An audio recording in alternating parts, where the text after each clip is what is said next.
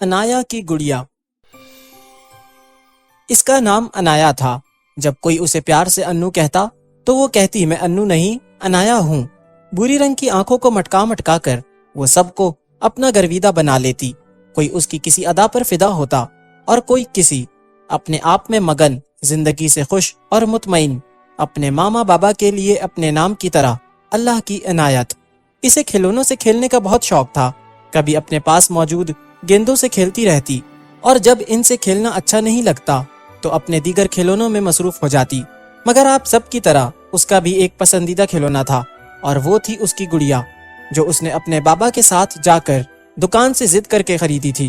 لال کپڑے پہنی ہوئی اس گڑیا کو وہ خود سے بے حد قریب رکھتی اور اپنے کندھے پر ڈال کر ادھر سے ادھر گھومتی رہتی، اور جب کبھی وہ اس کی نظروں سے اوجھل ہو جاتی تو ماما سے اس کا ایک ہی سوال ہوتا، ماما بیبی کہاں ہے؟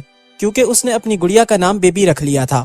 سب اس سے کہتے یہ بیبی نہیں گڑیا ہے، مگر اس کا جواب یہی ہوتا، نہیں یہ گڑیا نہیں میری بیبی ہے۔ آج اتوار کا دن تھا۔ وہ اپنے ماما بابا کے ساتھ اتوار کے دن فن لینڈ گھومنے جاتی تھی۔ اس کا یہ اصرار ہوتا کہ وہ اپنی بیبی کو اپنے ساتھ لے کر جائے گی، مگر اس کی ماما اسے یہی سمجھاتی کہ وہ کسی جھولے پر اپنی بیبی کو بھول جائے گی اور پھر بہت روئے گی۔ وہ ماما کی بات مان جاتی اور بیبی کو گھر میں رکھ دیتی، مگر آج وہ کسی صورت ماننے کو تیار نہیں تھی۔ ماما نے بھی اجازت دے دی اور وہ خوشی خوشی اپنی گڑیا بیبی کو فن لینڈ لے گئی۔ فن لینڈ پہنچ کر وہ اپنے پسندیدہ رائڈنگ ہارس کی طرف گئی اور اپنی بیبی کے ساتھ اس پر بیٹھ گئی۔ ماما بابا اس کے ساتھ ساتھ تھے۔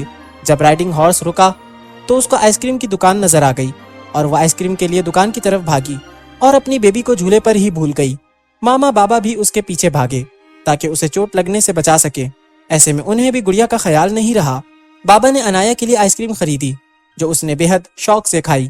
آئس کریم کھانے کے بعد اسے اپنی بیبی کا خیال آیا اور وہ اسے ڈھونڈنے رائڈنگ ہارس کی طرف بھاگی، مگر اس کی پسندیدہ گڑیا جسے وہ بیبی کہتی تھی کا کوئی نام و نشان نہیں تھا۔ کوئی اس کی بیبی کو لے کر جا چکا تھا اور اب وہ رو رہی تھی۔ ماما بابا نے اسے بمشکل چپ کرایا۔ بابا نے اسے یقین دہانی کروائی کہ بابا اسے نئی گڑیا لا دیں گے، مگر وہ چپ ہی نہیں ہو رہی تھی کیونکہ کوئی بھی نئی گڑیا اس کی بیبی کی جگہ نہیں لے سکتی تھی۔ کیوں دوستو، آپ تو اپنی گڑیا کو ساتھ لے کر نہیں جاتے، کیونکہ اگر وہ کھو جائے تو ایک دوست کھو جاتا ہے جس کا کوئی رد و بدل نہیں ہوتا اور اس کا احساس کم ہی ہوتا ہے۔ کبھی کبھار ہم اپنی خواہشات کے پیچھے اس طرح بھاگتے ہیں کہ ہمیں اپنوں کا خیال ہی نہیں رہتا اور ہمارے اپنے بھی بالکل اس گڑیا کی مانند ہو جاتے ہیں جس کا احساس صرف کھونے کے بعد ہی ہوتا ہے۔ اپنوں کا کوئی رد و بدل نہیں۔